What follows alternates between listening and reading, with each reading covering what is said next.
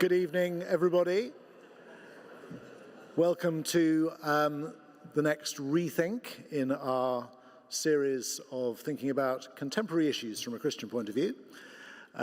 It's a great joy to have Ed Shaw as our speaker here tonight. Howard is going to introduce him in just a moment. I'm Richard Coombs. I'm the rector of St Matthew's and the Minster. And just to say that if we need to get out of this building quickly, there's an exit over there, an exit the way that you came in, and an exit over there. And if you need toilets, at the back of the church or just through the door over there as well. But over to Howard, who is going to introduce Ed. Right. Just before I do that, there'll be a chance to ask questions, and we're using a fancy website called Sligo. There it is. So if you want to just take a moment to download that, and then you can... I want you to, as an ex-school teacher, I want you to be fully attentive to what Ed is saying at the same time as writing your questions. And it's not a competition to get your question answered, although there is a poll and you can vote for other people's questions. So hopefully you can do that. It is an absolute delight to have you, Ed, to come from Bristol. Please, let's welcome Ed.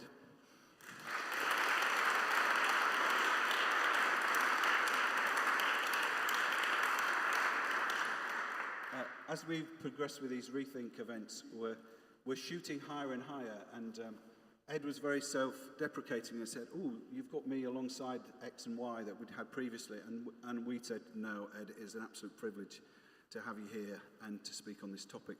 So though you don't have to leverage in your credentials or who you are and what you're doing, why don't you just tell us a little bit about that, and then we'll let you go to work.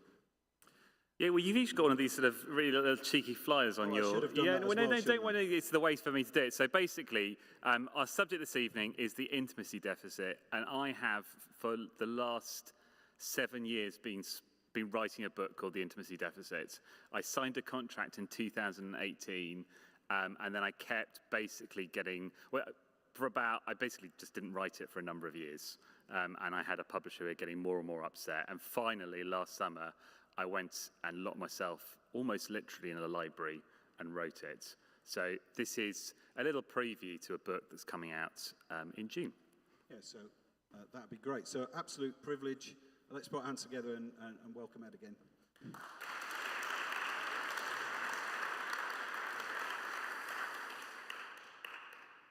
I want to start this evening by just basically asking you an intrusive question, because that's the way, isn't it, to get everybody on your side. I want to ask you an intrusive question. You don't need to answer it out loud, okay, just in case we get embarrassed. I just want you to think about what your answer to this question is. And the question is this: when have you been happiest, or if you like to put it this way, most satisfied in life? When has that been? When has that time been for you?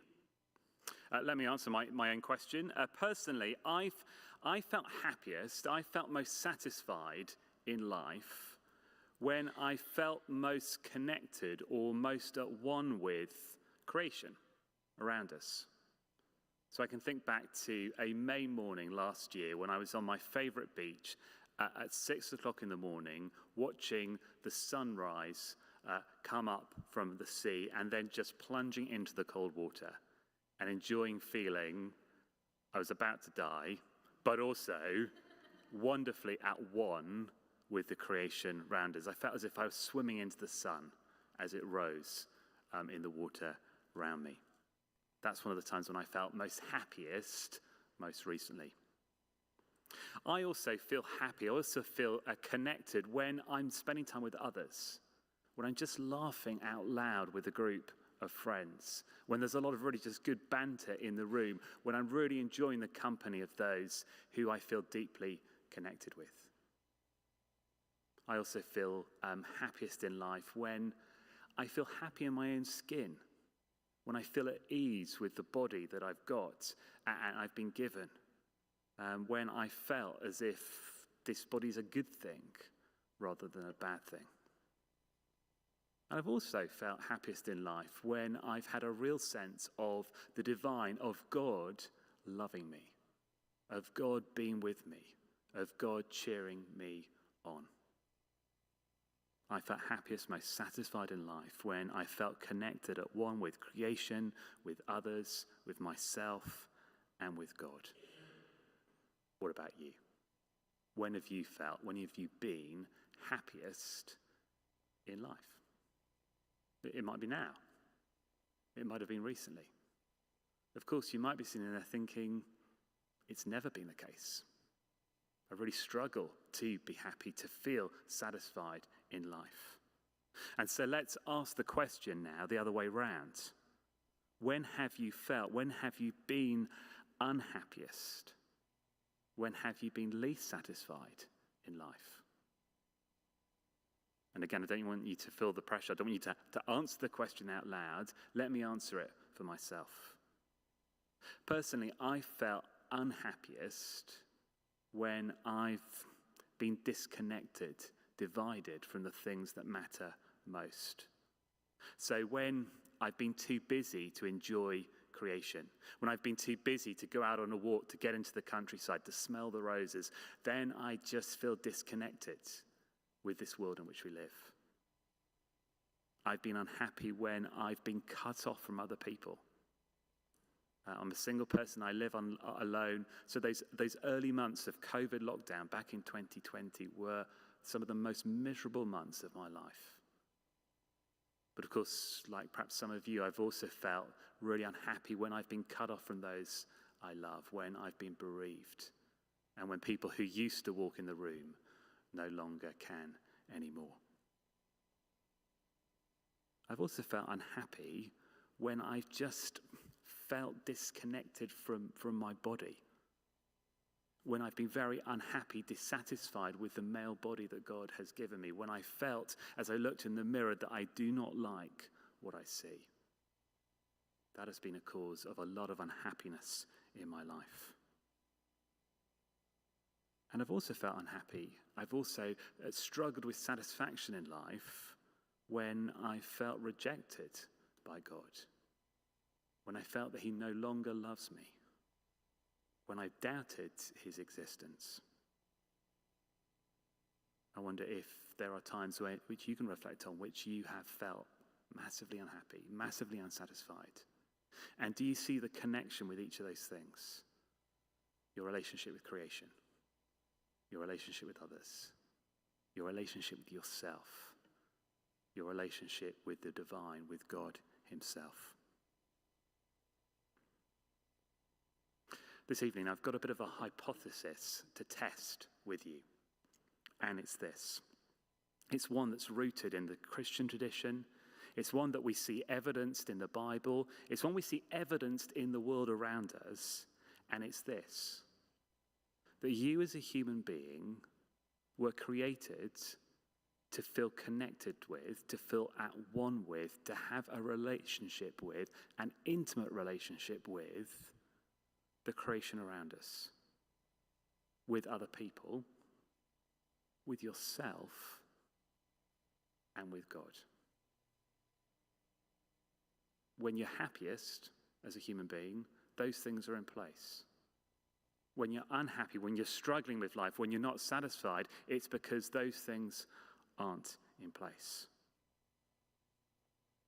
And our biggest need is to be connected, is to feel connected to creation, to other people, to ourselves, and to God himself. When those things are in place, life goes well. When those things aren't in place, we experience what I'm calling the intimacy deficit. Now let's talk about that title, the intimacy deficit. And I want to apologize immediately if you came to this evening thinking intimacy deficit, this is going to be an evening all about sex. Because that's what most people think. When we talk about intimacy, when you talk about an intimate relationship, most people think we're talking about sex and a sexual relationship. If that's the case with you, you think that tonight was all going to be about sex, I'm very sorry. The good news is I've written a couple of books about sexuality, which you can go and read at some other time. But this is not an evening where we're going to be talking about sexual relationships. But we do need to recognize that any talk about intimacy in our culture today is understood by most people as basically being about sex. And just to illustrate that, I want to share with you a few lines from a poem. The poet is a modern poet. He's called Andrew Macmillan. He's a gay poet. And this is how he defines intimacy in a poetry book he published a few years ago. Intimacy, which means knowing the exact taste of someone else asleep in their mouth on waking.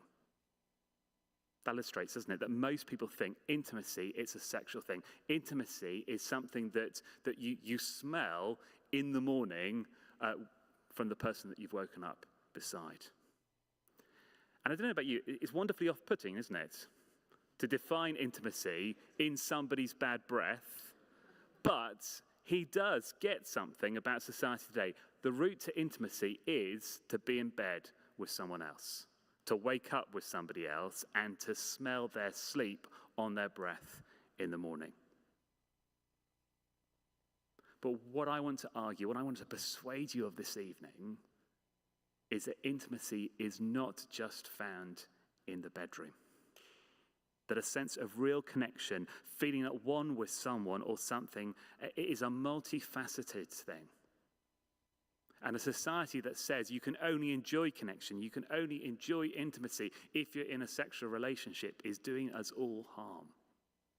Because actually, intimacy, true connection, true satisfaction, true happiness is found in a whole network of relationships that might include somebody whose bad breath you smell in the morning, but also includes a close connection to creation, to other people, to yourself, and to the God who made you.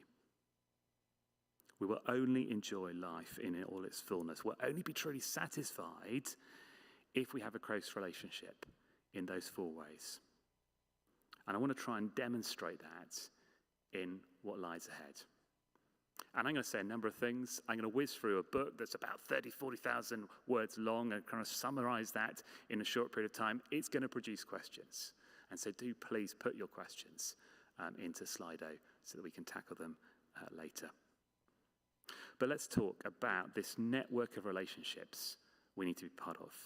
And let's talk about where true happiness, lasting satisfaction is to be found. And first of all, I want to argue it comes from being intimately connected to creation. The Christian scriptures tell us, don't they, that we were created to enjoy an intimate relationship with God's creation, with the world around us. And so here's one of the famous verses that you'll get in the whole of the Bible. It was from Genesis chapter 1 and verse 28. And it says this. This is God speaking to the first human beings, Adam and Eve. Genesis 1:28, God blessed them and said to them, be fruitful and increase in number, fill the earth and subdue it, rule over the fish in the sea and the birds in the sky, and over every living creature that moves on the ground. Christians believe that right at the beginning of creation, we human beings were given the job of making people and of making this earth a better place for people to live in. And that's why so much happiness can be found in having children and in creating things. I were created to have an intimate relationship with the creation around us. We were created to be people ourselves who create other people and other things. And I don't know about you, but some of the happiest people I know on this planet are those who have found how their creativity can improve life in this creation. They are those who have found what we sometimes call their vocation, their creative place in God's creation. So the poet W.H. Auden writes a beautiful sort of few lines about people like this. He says, you need not see what someone is doing to know if it is his vocation. You only have to watch his eyes. A cook mixing a sauce, a surgeon making a primary incision, a clerk completing a bill of lading, wearing the same rapt expression, forgetting themselves in a function. How beautiful it is that eye on the object look. Don't know if you can think of somebody you know who has found their vocation, who is excellent at creating or doing something, and you look at them and you see in their eyes, in that moment when they're doing that thing, a real intimacy, a really close relationship in creating something, in doing something, in achieving something. I wonder if you found your vocation, your place in God's creation. When do people see you forgetting yourself in a function, doing what you were made to do, enjoying yourself in being connected to creation? I think of friends of mine that I can see doing that as they cook. I can think of my sister, I can see her doing that as she parents. I can think of others I know who have found that place and who are happy as a result because they have an intimate relationship with creation around us. They found how they can get involved in being creative too.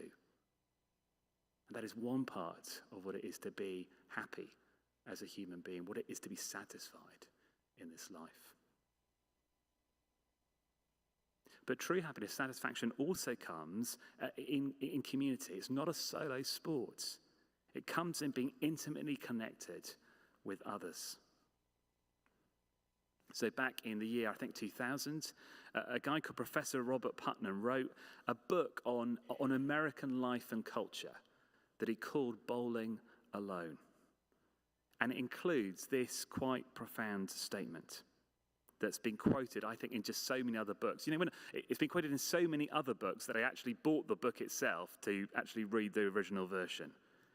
He wrote this in an academic book. The single most common finding from half a century's research on the correlates of life satisfaction, not only in the United States, but around the world, is that happiness is best predicted by the breadth and depth of one's social connections.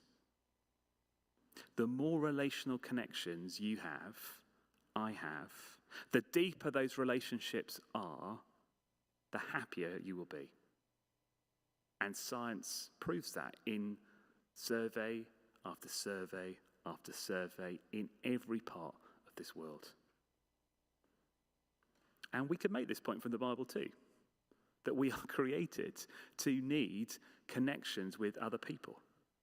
Right at the beginning of the Bible, God himself says this about the first man living alone. He says, it is not good for man to be alone. It's a statement of fact from the creator God of the universe about humanity. It is not good for us to be alone.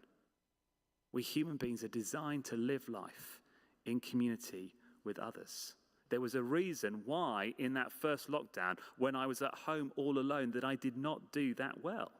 There is a reason why solitary confinement is the worst punishment that we can possibly give to someone, because we are created to need connections, daily connections, deep connections with other human beings. So do you enjoy deep, intimate friendships with a number of other people? Ones in which you and they can be really vulnerable and open about what you're thinking, about what you're feeling? Do you have relationships in which you intentionally make time for each other? You intentionally give up time for that friend whenever they might need you and it.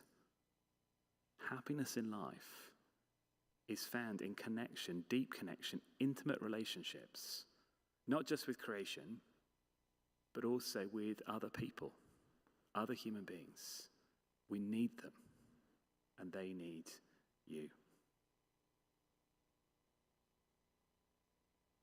Happiness also comes in another area. And I think this is something that Christians haven't been very good at articulating over the years. Happiness, satisfaction, contentment comes in being intimately connected with yourself. Having a good relationship, if I can put it like that, with yourself and who you are, the gifts you've got, the wounds you carry, the body God has given you. In the Christian worldview, human beings are encouraged to delight in who we are. So that the poet King David sings these words: I praise you because I'm fearfully and wonderfully made. He looks at his body and he gasps with amazement. He looks at his hand in all its ingenuity and he is amazed at what he sees. This is a really body positive, esteem boosting message that is there at the heart of Scripture. That we're fearfully, that we're wonderfully made. But we're also really encouraged in Scripture to rejoice in whose we are. Not just who we are, whose we are. Who we belong to. At the heart of some Bible verses we're used to hearing read at Christmas are these words. John chapter 1 and verse 12. Yet to all who did receive him, to those who believed in his name, he gave the right to become children of God. If you and I are to keep going through the inevitable ups and downs of life, if we're somehow to keep satisfied and experience happiness somehow through the ups and downs of life, we all need an identity, a sense of self that can survive bereavement, that can survive ill health, that can survive unemployment, that can survive retirement, that can survive divorce, and more besides. And Christianity offers that.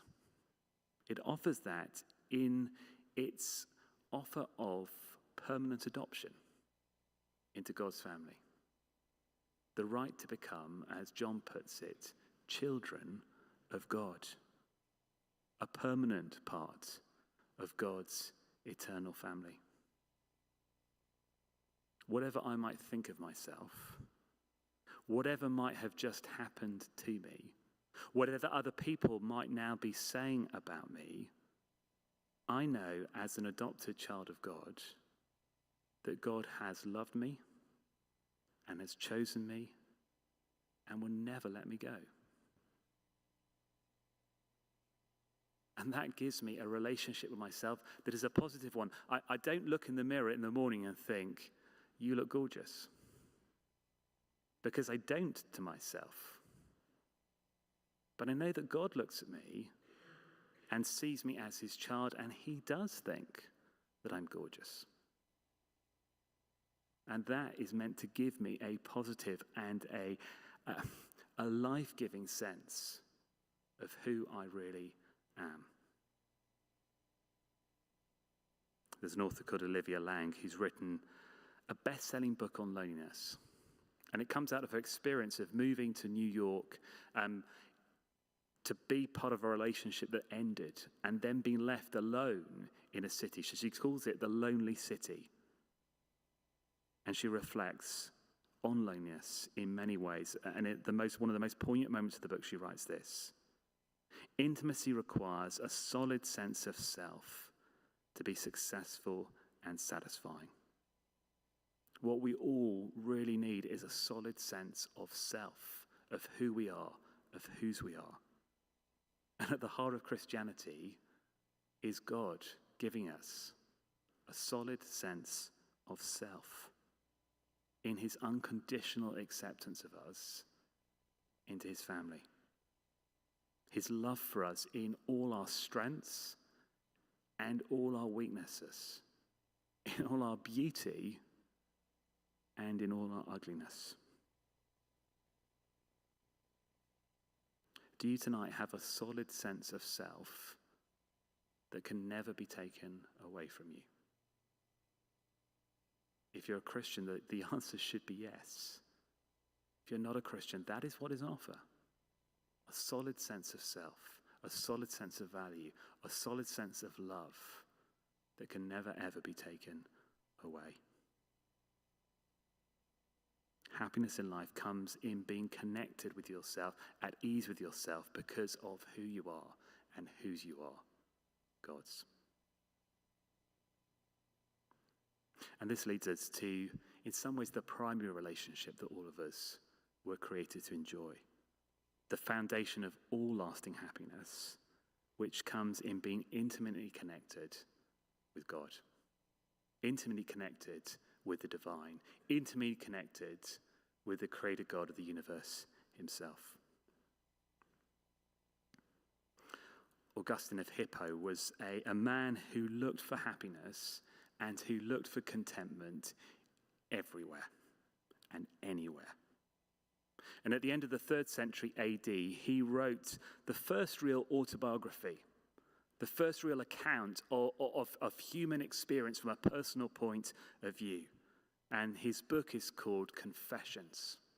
It's him describing his intellectual and his sexual search for happiness, for satisfaction.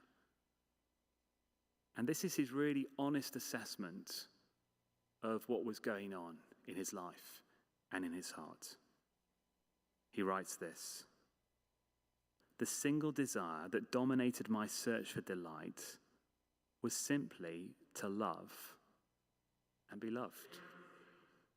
That's what he was looking for in all his intellectual achievements. That is what he was looking for in all his sexual relationships. And let's be honest, we are all on the search, aren't we, for love? We're all on the search, the similar search to love and be loved, for an intimate, loving relationship that will last us forever. Nothing's more attractive to a human being like you and me. At the center of one of Jesus Christ's most famous stories, one of his parables, are these words that describe the intimate love that God showed Augustine and that God offers you and me. But while he was still a long way off, his father saw him and was filled with compassion for him. He ran to his son, threw his arms around him, and kissed him. Those are verses at the heart of the parable of the prodigal son. And the prodigal son is anyone, is all of us who have become disconnected from God, who have run away from him, who are looking for intimacy anywhere apart from him. And it tells of this wonderful moment, this wonderful offer of intimacy restored. The artist Rembrandt caught this moment in a very famous picture, the return of the prodigal son. And this is just one artist taking one biblical picture and using it to help us understand, to help us begin to feel, to help us begin to capture the sort of intimate father-child relationship that God wants for each of us. The Roman Catholic priest Henry Nouwen famously went to the gallery where this is in St. Petersburg and had his whole life turned upside down by seeing this image. He'd always had a difficult relationship with his own dad. He'd always struggled to feel loved by his father. And the intimacy of this image, the intimacy of this father embracing his son, opened up an experience of feeling the intimate love of God for him. One based on God's complete forgiveness. One based on God's total acceptance of us, despite all that we have done to harm his creation and to harm other people and to harm ourselves and to harm him. Do you know that God is filled with this sort of compassion for you? With this sort of love for you? Do you know that parable of the prodigal son isn't just a story out there, it's a story that you can live inside? Do you know that the creator God of the universe is running to meet you in his son? Is wanting to throw his arms around you and embrace you? And that real and lasting love and intimacy and connection and satisfaction and happiness are only found in his everlasting embrace. That's where you can find all that you are looking for. Only in him, and he's running to meet you. If only you would run to meet him in his embrace. You as a human being were created to enjoy intimacy. You were created to be connected at one with creation around us, other people, yourself, but most of all, God himself. And I've got up on the screen there just a little quadrant. And I just, in some ways, want to get you to think if you are struggling to feel satisfied in life, if you're struggling to experience happiness at the moment, if you're struggling to experience satisfaction at the moment, what I want to say to you is that it's because you are missing one of these boxes. You're missing out on the true connection that you were designed to have with one of these boxes, or two of these boxes, or three of these boxes, or all four. And that the way to enjoy lasting happiness, the way to enjoy true satisfaction, is to reconnect with God and with yourself and with others and creation. And the wonderful thing about this box is that actually each of them reinforce the other.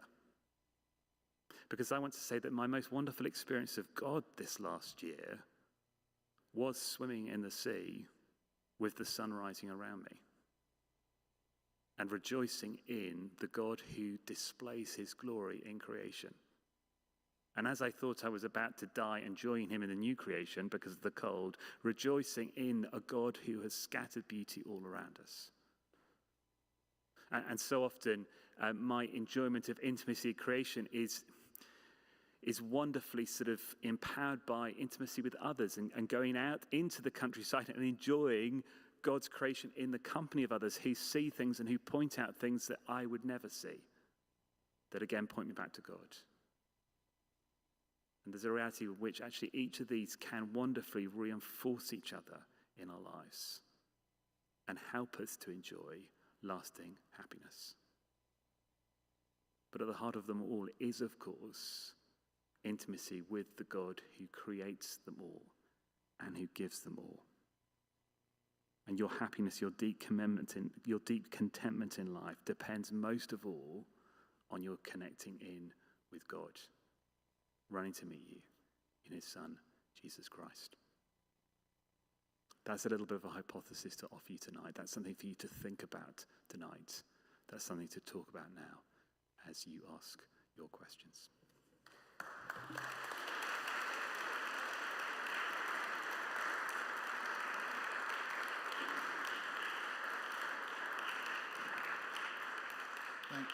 Thanks, Ed. What I often find helpful is to turn to the person next to you or the person that you came with and just to say what idea kind of popped for you or what did you find interesting, stimulating, and that often will then help you to create a question. So we'll just give you a minute or two to do that. Just turn to your neighbour and say, that was really helpful, or that was really interesting, or man, that was challenging, I'd like to ask a question on that. And that should create some questions, and then we'll give you 5 minutes or so, and then we'll ask some questions. Okay?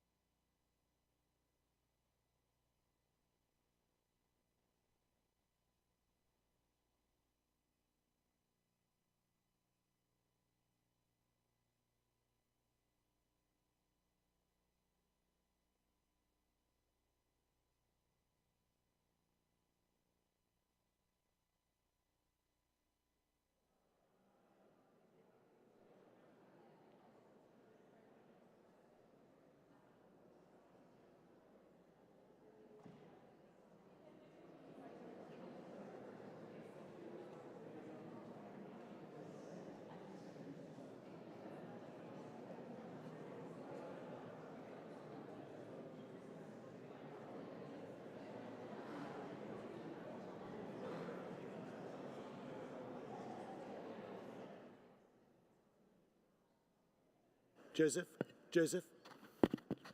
Sorry to interrupt. Has anyone got a blue Vauxhall 19 plate which is blocking somebody else in the car park?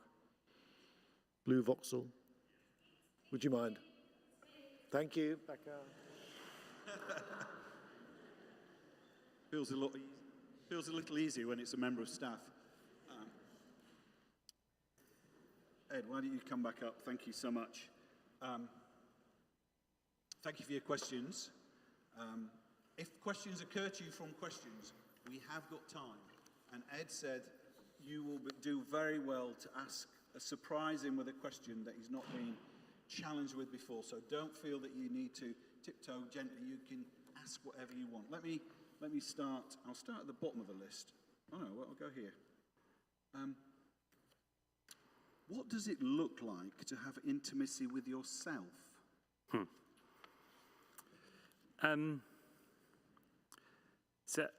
So I think two big things. One, to know how God has gifted you.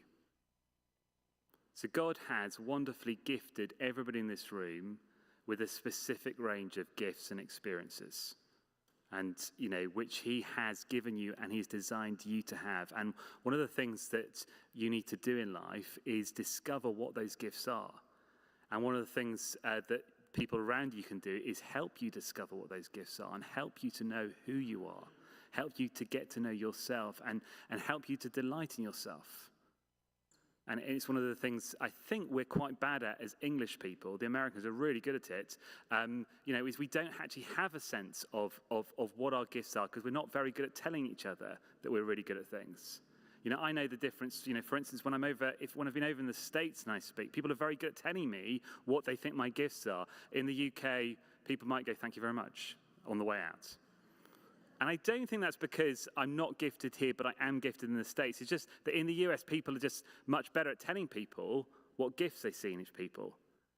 And I think one of the ways in which we can delight in ourselves, we can experience intimacy with ourselves, is knowing how God has gifted us and rejoicing in those things and delighting in those things and seeing how we're fearfully, wonderfully made, both physically, when we look at something like the hand, it's an amazing thing, but also when we see our giftedness.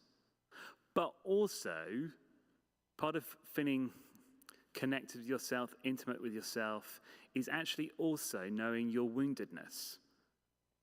And, God has gifted us, but God has also, if I can put it like this, he has, through our experience, there are wounds that we have that he has taken using to make us more and more like him, to help us develop to be the people he wants us to be, to help us to be the people he wants us to be, to serve this world. And so one of the things personally for me about growing in my appreciation of myself and my happiness with myself and my satisfaction with myself is coming to learn of my giftedness and helping me to see the unique ways, the unique blend of gifts I have, but also in coming to appreciate my wounds and how God is using them, and how really weirdly in God's economy, actually the two so often come together. And God takes and uses our gifts and our wounds, and that is where the beauty is to be found, and that's where our uniqueness is to be found, and that's where our story is to be found, and that's where the place of connection with God and with other people is most to be found. So, to take an example for me is I have this combination of being a pastor, and God has gifted me to be the sort of person that serves as a church pastor, and that's been there for quite a long time. Just read my school reports, and nobody quite says Ed will be a pastor when he grows up, but they say in my school reports, this is what Ed's like, and they're the sort of things you need to be a pastor. God has gifted me in those ways from quite an early age. And yet God has also made me to be somebody who is same-sex attracted or gay. And that is also part of my story. And that feels like, and often has seemed to be, a bit of a wound in my life. But actually part of me growing in my appreciation of who I am and how I can best connect with God and best connect with the world around me, is realizing that actually these two things that seem to be opposed, a Christian pastor and a gay man, are actually the combination that he most wants to use in his service. And just to sort of illustrate, I spend half my time being a pastor of a church in Bristol and half my time trying to help other Christians who are struggling, got questions around their sexuality and gender. And that has been, a journey of discovering, growing in my connection with who I am and who God's created to be. And it doesn't mean that every morning I feel wonderful. It doesn't mean that every day I feel happy. It doesn't mean that when I look in the mirror I think, you are gorgeous. But it does mean that I have a sense of, in my giftedness and in my woundedness, this is who God has made me to be. Great, thank you. So we've got two. I'm going to ask you two together. So I might come up and blend them together, but I think they do run together. One says, how do I go about replacing a craving for intimacy with a significant other with something more fruitful? And how do I feel fully connected when culture tells me you're not fully complete until you're married? Yeah, thank you. We live in a culture, don't we, that basically says intimacy is going to be found in finding your other half, in one significant relationship, and that's got to be a sexual relationship if it's to sort of tick the intimacy box. And that is a narrative that's all out is out there, in films and books and in the stories we tell our children and in the stories that we've been telling ourselves. And so we think, I will have an intimacy deficit until I have found my other half, until I have found the one. Now, the reality is that is not the case. I mean, one of the odd side benefits of being a pastor, getting alongside people, helping to support them through life's ups and downs, is that I know that the intimacy deficit is felt just as much by people who have found their other half, who have found the one, as it is by someone like me who is single. And to sort of think that the answer to the intimacy deficit is one other person is just not true. And actually, I found that the people that have less of an intimacy deficit are those who are looking for intimacy, not just in one other person, not just in a sex life, but in these four areas: God, self, others, creation. And in particular, when it comes to relationships with other people, it is really important for all of us to be looking for not just one intimate relationship, just one deep and close relationship with it, but a number. Because as I look at relationship breakdown, what I find often has fueled it is one person thinking this other person is going to complete them. And the relationship collapses under the pressure, when actually we have been created to be at the heart of networks of relationships, deep relationships. And actually, a marriage relationship works best, and singleness works best as a life choice or as our circumstances have dictated when we're at a whole network of relationships. If you are on a search for the significant other who is going to meet all your intimacy needs, you are signing yourself up for a very disappointing, unsatisfied life. And if you want to enjoy life in its fullness, if you want to be as satisfied as any of us possibly can be in this broken world, you need to be in a network of relationships with other people. And I would see that again and again in my pastoral ministry. I see that again and again, in the media, actually, just people beginning to discover this. We see that again and again in Scripture. So it's remarkable, isn't it, that at the heart of the Bible is a single man called Jesus, who never found his other half, who never got married, who was never in a sexual relationship, but is held up as the great example of what it is to be human, and who had a whole network of relationships. 12 disciples. Within those 12 disciples, 3 special friends within those three. One particularly close friend, but also relationships with men and women, a whole network of relationships, people he was related to biologically, people he wasn't related to biologically. And he shows us what it's like to be at the heart of a whole network of intimate relationships. And that's what we should be trying to replicate in our lives if we're single and if we're married. All of us need to be part of a network of relationships. Actually, the loneliest people I've met in life are people who are married and everybody thinks they're fine. I'd urge all of us to be thinking, what does it mean to build as many close relationships as possible? What does that look like? You'll find answers in the book, The Intimacy Deficit. But it's most of all, I think it's about time and vulnerability. Being there and really sharing what's going on. 2 headlines. Yeah, so we might have covered this. So it's probably developing from what you just said. It says, I talk to so many lonely people. How practically can you help them not feel lonely? And how can you help others who express loneliness? So the loneliness question.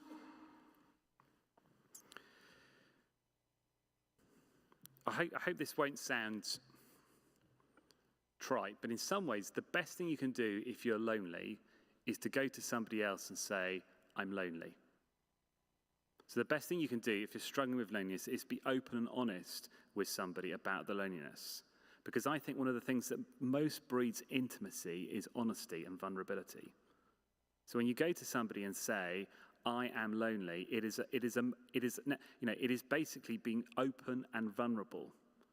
And nothing breeds intimacy and connectedness more than people being open and vulnerable.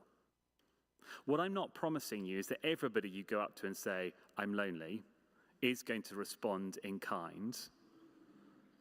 But I think you will find if you are open and honest about your loneliness, or to be honest, whatever else you might be struggling with, people do respond in kind. People respond, by and large, people respond to openness and honesty with openness and honesty. And to be honest, if they don't, in some ways it's probably a good sign that you're going the wrong direction. So for instance, again in my life, being open and honest about some of the areas of greatest pain and confusion, which for me have been around sexuality and gender, that has been the best way of growing intimacy in friendships. The people I told about my sexuality, the people I've spoken to about questions around sort of gender have been, and not everybody responded brilliantly, but those who've responded in kind who responded to my vulnerability by being vulnerable themselves, that then has bred an intimacy. And actually going to somebody saying, I'm really struggling with loneliness, is basically an invitation to, please respond in kind. And then, it doesn't have to be, you say, I say I'm lonely, they've got to say, I'm lonely too, password, you're going to be best friends for the rest of your life. I'm not saying it's that simple. But just being open and honest invites other people to be open and honest. And vulnerability is key to intimacy. And then the other thing, as you mentioned earlier, it's just time. And taking the time. And I think so many things about the way that we do lives today conspire against us making and giving time to relationships that means that we lack intimacy. So, for instance, the amount of time we often spend on our phones can stop us from actually spending time with people in the room. I mean, that's not a sort of revolutionary point to make, but for some reason we seem to ignore it.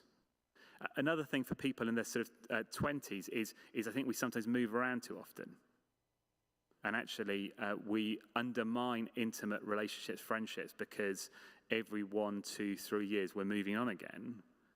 And just as a friendship gets deep and we're finding their connections and we've been able to be vulnerable and people have met our vulnerability with their vulnerability and we're thinking this is good, we or they leave. And if you were wanting to sort of build the sort of deep relationships we all need, actually, being vulnerable, giving time, staying in a place, really investing in relationships is really, really important.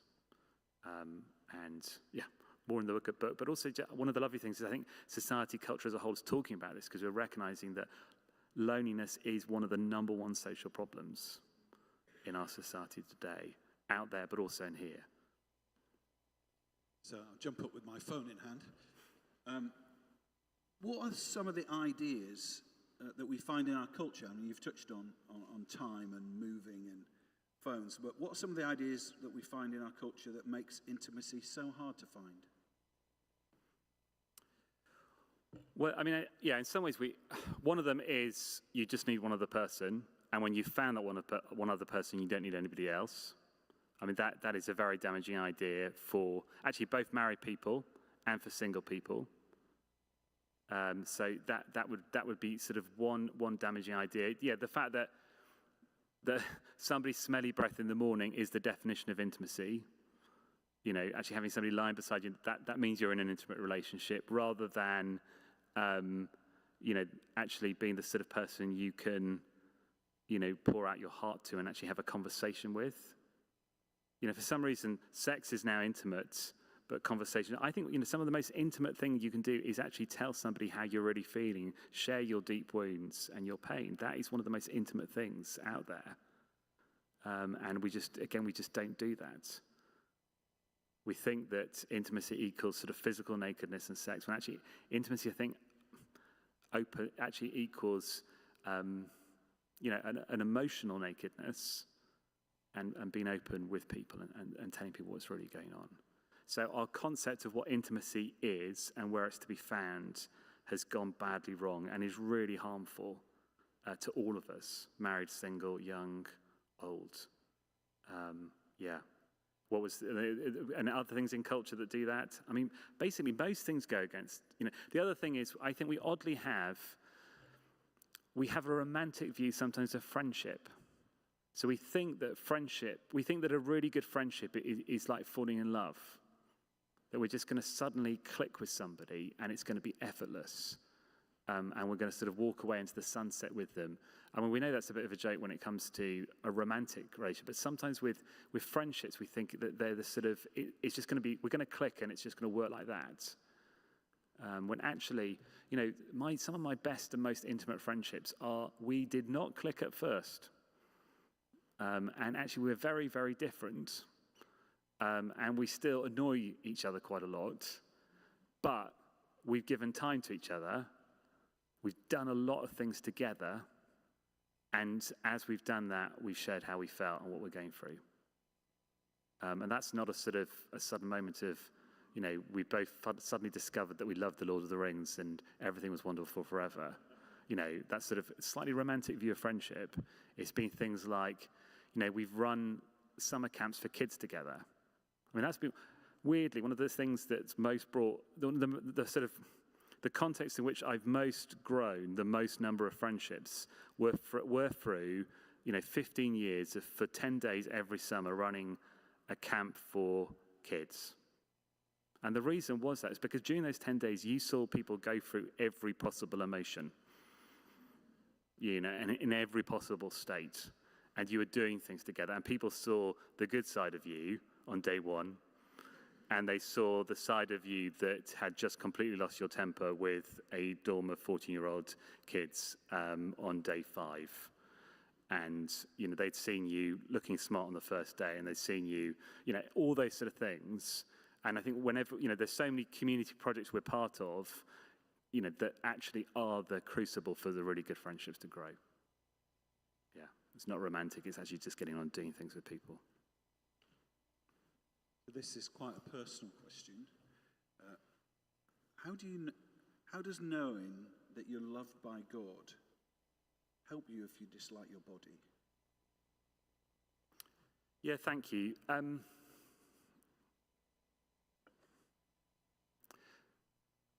We all have, don't we, an idea of what physical beauty is that has been passed on to us by our culture.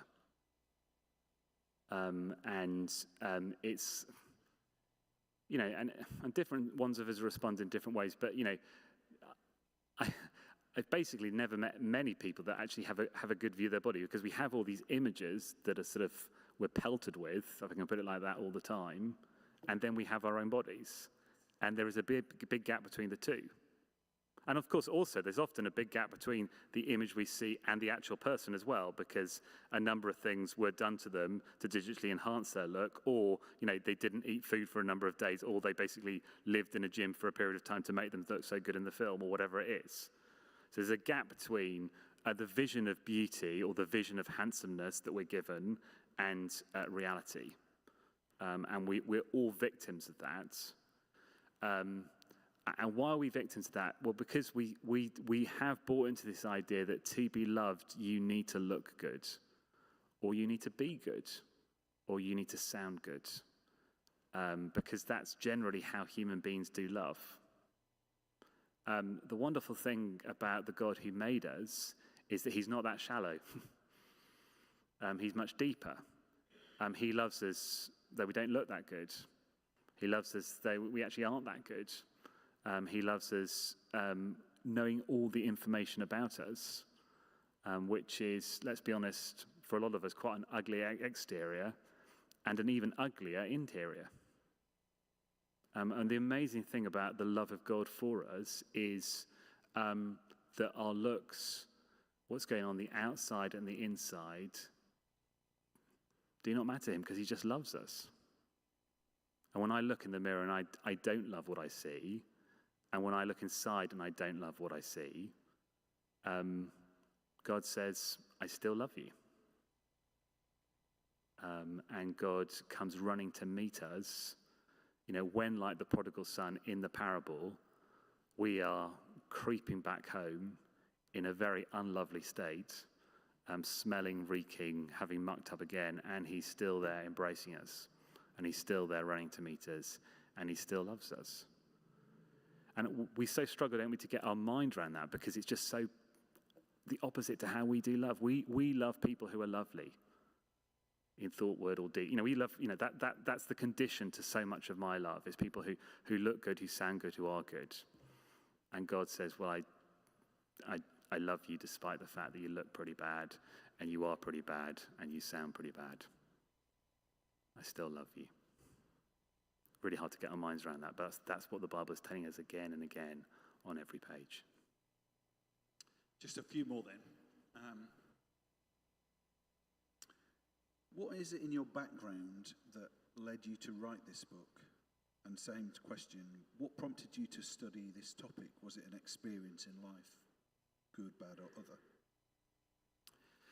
Yeah, so the particular story behind this book is probably 20 years ago, I was mentoring a younger Christian, and we were sort of building a friendship that was very polite, but it was sort of getting nowhere, because he was very closed down. He was never up for being vulnerable. And then one summer holidays, he said, when I come back to Bristol in the autumn, I want you to ask me, what are you hiding? And so he came back to Bristol, and after a bit of small talk, I said, so, what are you hiding? And what he was hiding was a long-term and extremely damaging addiction to internet pornography. And so for the next sort of 2, 3, 4, 5 years, I was walking with this young man as he was struggling with an addiction to pornography, and we were trying to work out how we could break the power of that addiction and how things could change. And he was struggling with pornography, and I was struggling with my own experience, my own sort of confusion around my sexuality. And as we sort of started this journey, and in particular as we sort of started to clock, when were the times where pornography had a greater power in his life, and when were the times that it had less of a power in his life? And when I was clocking, when were the times when my sexuality and my struggles with it were overwhelming? And when are the times where I was coping better with them? What were the things in place?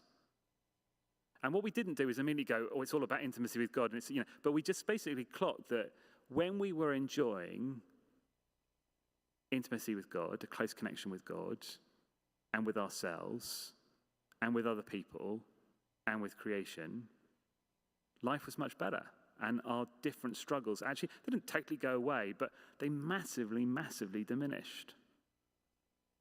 And so, we just basically, one of the things that they said, and out of that realization, the conversations we had, I basically started thinking, these are the things I need to monitor in my life to check that I am living life to the full, to check that I'm happy and satisfied in the way that God wants me to be.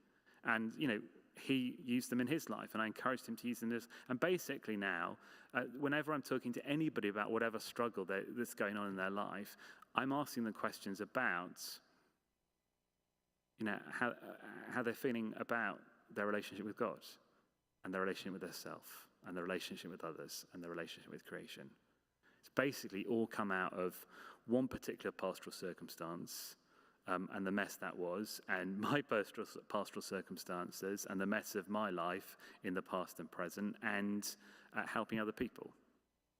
So this is just sort of out of, I think, on this awful sort of advertising flyer, it talks about many years of it, that's the sort of, but it's just a long time being a human being and trying to help other human beings.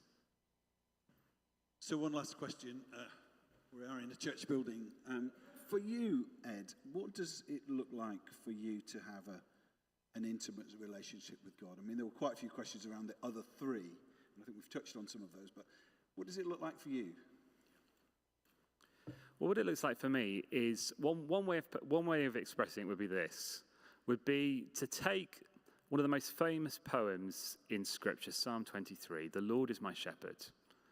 What it looks for me is to say that. It's meant to learn that and to say that and to live that. And basically to know that what that psalm is about, what that psalm describes is my life. The Lord is my shepherd.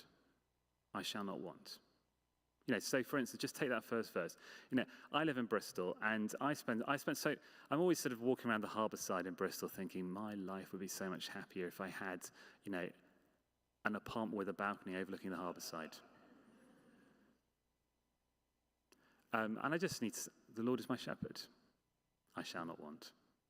And I just sort of use that to sort of remind myself that he's looking after me. He's provided for me. He's provided me with a very nice house. Don't need to be in a hut, But I'm trying to live in how it works for me practically is I've learned, and I'm trying to live Psalm 23. And intimacy, and the wonderful thing about the intimate relationship with God is that Psalm 23 was written by King David. Psalm 23 was lived by Jesus. It's their experiences. But the whole point of Psalm 23 being in the Bible is not just so I can think, oh, well, David had a close relationship with God. Jesus had is meant to be something that we can live and experience too. Even though I walk through the valley of the shadow of the death, I will fear no evil because you're with me. Your rod and your staff that comfort me. It works both in the good times and the bad times. So one of the things I encourage people to do is basically adopt a psalm. You can go to a zoo and adopt a zoo animal. This is a free way of doing it. Adopt a psalm. Find a psalm that is written by somebody like you in a situation like yours and live in it. And realize what it says about God and his relationship with his people is true of you. And what I love about Psalm 23, it's just such a multi-purpose psalm. That's why it's so popular. It can fit any of us and learn it and live it and enjoy it. That's what I think intimacy with God can feel like and be like at a sort of a daily level. Is actually just recognizing that when we come across bits of scripture that describe a really intimate relationship, we're meant to think, I want that. But also that passage is there so that you can have that. That's how it works out for me. Ed, thank you so much. You have been thought-provoking and clear, and actually you've been a wonderful demonstration of what it is to be honest. And I feel like I know you a little better and from your honesty. So we are so grateful for your time and for your insight, and we're all going to buy your book. Let's put our hands together.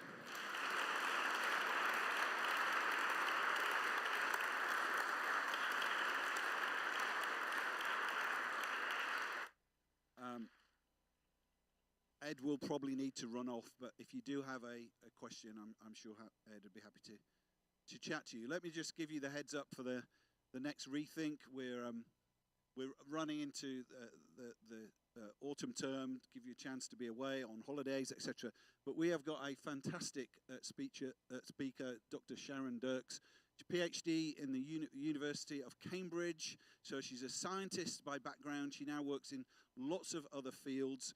She's written a book. We're often jumping off from a book. She's written lots of books, but she's written a book called The Broken Planet, which has the subtitle, If There's a God, Then Why Are There Natural Disasters and Diseases? I just mentioned this to somebody at the beginning, saying, wow, that is a big topic. But she is a very capable lady. So I would really hope that you'd do that now. It just helps my emotional health if you scan the QR code and sign up for your ticket now, so we don't have to push it for you 2 days before in October. But thank you so much for coming. Richard has to go, and if you're from St. Matthew's, you know he has a sabbatical now, so do give him grace. But it's lovely to partner with you, and we will see you again in October or at some church near you.